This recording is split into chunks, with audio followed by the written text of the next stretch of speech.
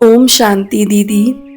मैं हमेशा सोचती थी कि मेरी शादी के बाद मुझे एक बड़ा संयुक्त परिवार मिलेगा, उसमें हमेशा हंसी खुशी रहेगी। लेकिन दीदी अब तो रोज कोई ना कोई बात हो जाती है। कभी सास से मनमुटाव, कभी बच्चों की शरारतें, कभी देवर देवरानी के बीच तकरार। और सबसे बुरा तो ये कि इन सब के बीच मेरा मन बहुत बेचैन रहने लगा है। ऐसे माहौल में मैं बिल्कुल शांत नहीं रह पाती। मैं अपने घर में शांति लाने के लिए क्या कर सकती हूँ दीदी? सविता बहन, एक घर सिर्फ ईंटों और दीवारों से नहीं बनता। हर सदस्य की सोच, भावना और बोल, ये सब मिलकर घर की वाइब्रेशन बनाते हैं। अगर घर में कोई भी गुस्से में है, कोई दुखी है या कोई शिकायत में है, तो वो ऊर्जा पूरे घर में फैल जाती है। हर घर में छोटी छोटी बातों से ऊर्जा बदल जाती है। पहले लोग कहते थे घर स्वर्ग है, लेकिन अब घरों में तनाव और आवाजें ज्यादा हैं। शांति और मुस्कानें बहुत कम हो गई हैं। लेकिन इसका कारण लोग नहीं है, कारण है विचारों की ऊर्जा। क्या आपने कभी ध्यान दिया है, बिना कुछ कहे भी हमारे घर का माहौल कभी कभी भारी लगता है? वो इसीलिए क्योंकि मन की तरंगे दीवारों से भी टकराती हैं। हाँ दीदी, कई बार बिना किसी बात के भी मन घुटने लगता है, जैसे हवा भारी सी हो गई हो। बिल्कुल सही कहा आपने। और इस ऊर्जा को सबसे ज्यादा प्रभावित करती है रसोई और उसमें बना भोजन, क्योंकि घर में हर आत्मा रोज वही ऊर्जा ग्रहण करती है। जब भोजन बनता है, अगर रसोई में मन अशांत है, टीवी चल रहा है या कोई गुस्से में है, तो वो वाइब्रेशन उसी भोजन में चला जाता है। और फिर जब परिवार वही भोजन करता है, तो वही अशांति सबके मन में फैल जाती है। मतलब दीदी, मैं अगर तनाव में खाना बनाऊं, तो उसका असर मेरे पूरे परिवार पर पड़ सकता है। बिल्कुल सविता बहन, इसीलिए तो कहा गया है, रसोई घर का मंदिर होता है।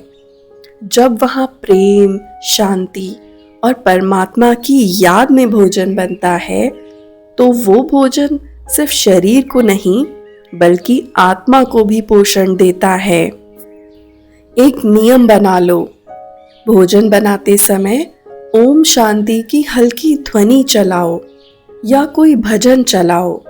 मन में भावना रखो, ये भोजन शक्ति बनेगा, प्रेम बनेगा। फिर देखना, धीरे धीरे वही वाइब्रेशन पूरे घर को बदल देगा। लेकिन घर में इतने लोग हैं, सबकी सोच अलग है, बोल अलग है। मैं शांत भी रहूं तो भी बाकी लोग तो झगड़ते ही रहते हैं। क्या सिर्फ मेरे अकेले के बदलने से कुछ फर्क पड़ेगा? बहुत अच्छा प्रश्न है। देखो, अगर अंधेरे कमरे में एक छोटा सा दीपक जल जाए, तो रोशनी चारों ओर फैल जाती है। बिल्कुल वैसे ही अगर घर में एक आत्मा भी शांत और स्नेहमयी हो जाए, तो वो ऊर्जा सबको छूने लगती है। कई बार लोग नहीं बदलते, लेकिन वातावरण बदल जाता है और वातावरण उन्हें बदल देता है। इसीलिए पहले खुद को शांति में स्थिर करो, बाकी अपने आप बदलेंगे। सविता बहन, सिर्फ भोजन ही नहीं, घर की शांति पर एक और चीज बहुत असर डालती है। वो है हमारे बोल और हमारी प्रतिक्रिया। कई बार माहौल इसीलिए भी बिगड़ जाता है क्योंकि कोई कुछ कहे तो हम तुरंत उत्तर दे देते हैं। लेकिन अगर हम सिर्फ एक आदत डाल लें कि हमें बोलने से पहले 1 सेकंड रुकना है, तो बहुत कुछ बदल सकता है। वो 1 सेकंड हमारी शांति का कवच बन सकता है। जब सामने वाला ऊंची आवाज में बोले, तब मन में बस यही सोचो, मैं आत्मा शांत हूँ, मैं कुछ भी गलत नहीं बोलूंगी। बस ये एक विचार ऊर्जा को बिल्कुल बदल देता है। सच दीदी, शायद मैं ही हमेशा सोचती थी कि बाकी सब बदलेंगे, लेकिन अब तो मुझे लगता है कि शुरुआत मुझे ही करनी होगी। यही समझ आ जाना सबसे बड़ा परिवर्तन है बहन। सुबह जब उठो तो 1 मिनट आंखें बंद करके बस ये एक संकल्प लो, मैं आत्मा शांत और स्नेहमयी हूँ। मेरे हर विचार से मेरे घर में शांति और प्रेम फैलता है। और दिन में कुछ भी हो जाए, बस उसी संकल्प को याद करते रहो। धीरे धीरे पूरा घर उसी वाइब्रेशन को महसूस करने लगेगा। रोज सुबह घर के ड्राइंग रूम या मंदिर के पास 5 मिनट के लिए ओम शांति की ध्वनि चलाओ। सारे घर के सदस्य अगर साथ बैठें तो और भी अच्छा है। ये 5 मिनट का कलेक्टिव साइलेंस पूरे दिन की वाइब्रेशन को बदल देता है। फिर दिन भर काम, बातें, व्यस्तता, सबके बीच भी शांति बनी रहती है। दीदी, आज सच में बहुत हल्का लग रहा है। लगता है अब घर में शांति लाने की शुरुआत मुझसे ही होगी।